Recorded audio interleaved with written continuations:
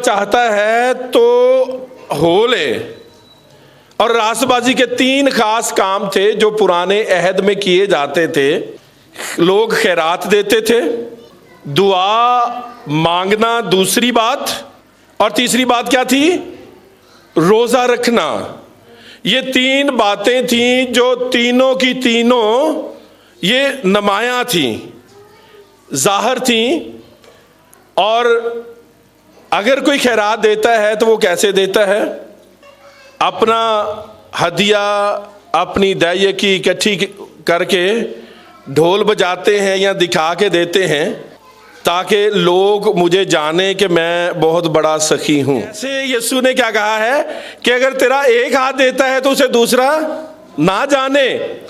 پہلے شریعت میں یہ نمایاں تھا، راست بازی کا یہ تقاضا ہو سکتا ہے پرانے عہد میں کہ لوگوں کی پیمائش اس زاویے سے، اس پیمانے سے کی جائے، لیکن نئے عہد میں ایسا نہیں ہے۔ دوسری بات، دعا کا تعلق کہ اے خدا دیکھ میں ہفتے میں 2 روزے رکھتا ہوں، یہ یہودی طرز ہے، ہفتے میں کتنے روزے رکھتا ہوں، اور اپنے سارے مال پہ دائیں کی دیتا ہوں، اور دیکھ میں اس محصول لینے والے کی طرح برا آدمی نہیں ہوں۔ دعا کا یہ انداز کتنا برا سا لگتا ہے کہ اپنے منہ سے میاں مٹھو بننا اور دوسرے کی عیب جوئی کرنا۔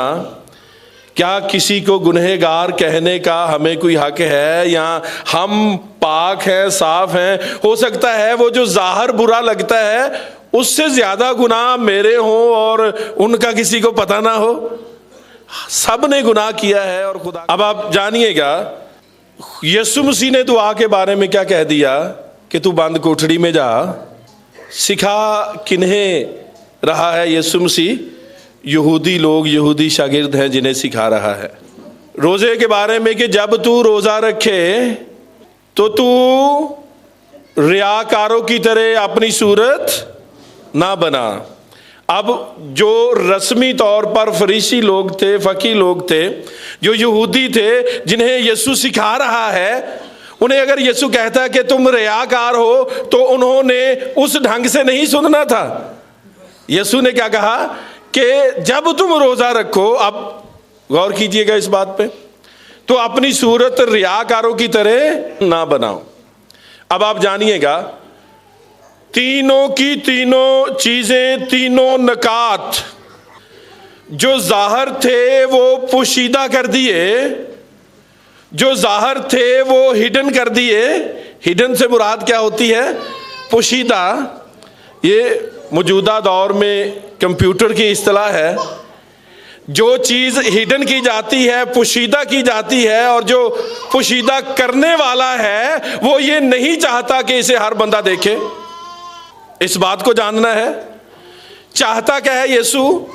یسوع چاہتا ہے ان لوگوں کو جو کلام سن رہے ہیں کہ یہ میرے دائرہ کار میں آ جائیں، ان کی توبہ تک نوبت آ جائے۔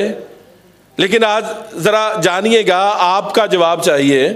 دعا کا انداز ہم نے دیکھا، خیرات کا انداز ہم نے دیکھا، روزے کا انداز ہم نے دیکھا، یہ 3 چیزیں ہم نے جانی شریعت کے اس پس منظر میں کہ جو باتیں ایک دفعہ ہم نے سیکھ لی ہیں، ہم نہیں چاہتے کہ جو سچی ہیں اور نہیں ہیں ان کے طلبگار نہیں ہم ہوتے۔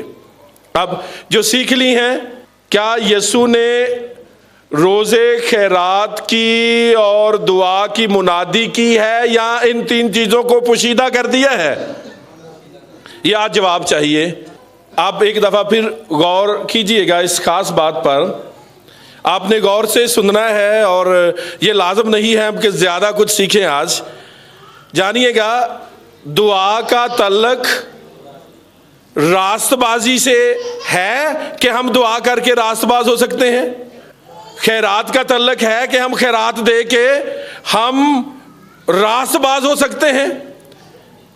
روزہ رکھ کے ہم یہ کہہ سکتے ہیں کہ ہم اپنے روزے سے ہم نے نجات پائی ہے؟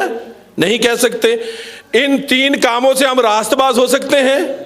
ان 3 کاموں کو یسوع نے پوشیدہ کیا ہے یا ان کی منادی کی ہے؟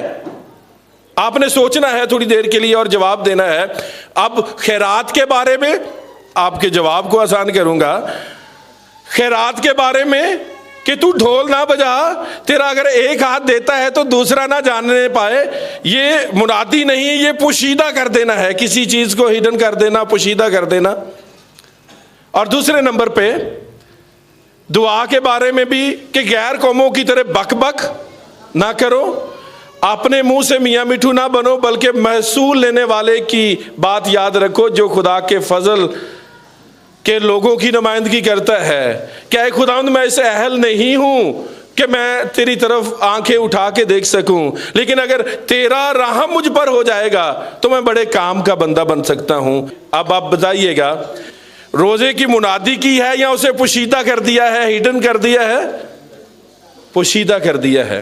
اب آپ جانیے گا، جو لوگ جنہیں یسوع مسیح تعلیم دے رہا ہے کہ اب ظاہری باتوں کو چھوڑ دو، سر میں تیل ڈالو، منہ دھو لو اور اچھے بچے بن کے ظاہری زندگی چھوڑو اور باطنی زندگی کو اچھا کرو. اور اب جنہیں یسوع نے بلایا ہے وہ تو یسوع کے پاس آ گئے، لیکن آج آپ غور کیجئے گا، یہ نظام جو یسوع نے پوشیدہ کیا ہے، میں اور آپ اسے آج ہم میں سے بہت سے لوگ ہیں جو اسے نمایاں کرتے ہیں.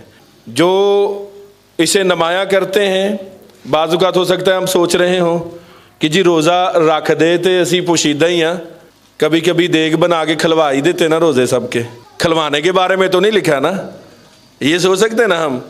اب جانیے گا کہ جس کام میں ہم نے آگے بڑھنا ہے، خدا کا کلام سیکھنا، یہ بہت بہتر ہے ہمارے لیے. اور آج خداوند اپنے کلام کے وسیلہ سے ہمیں یہ سکھانا چاہتا ہے کہ ہم یسوع کے آنے کے مقصد کو جانیں اور اس کی خوشی میں شامل ہو جائیں. آمین. یسوع کے آنے کے مقصد کو جانیں اور اس کے فضل میں شامل ہو جائیں، اور یوں یہ جانیں کہ میرے لیے اے خداوند میرے لیے کیا حکم ہے کہ میں کروں. اب نئے عہد میں بھی جو فضل کی تعلیم ہے وہ ہماری زندگی میں جوں جوں بڑھے گی، خداوند میں ہم سرفراز ہوں گے. ہم سب اپنے سروں کو جھکائیں گے اور دعا مانگیں گے. سبھی سر خداوند کی حضوری میں جھکے رہیں گے اور دعا مانگیں گے.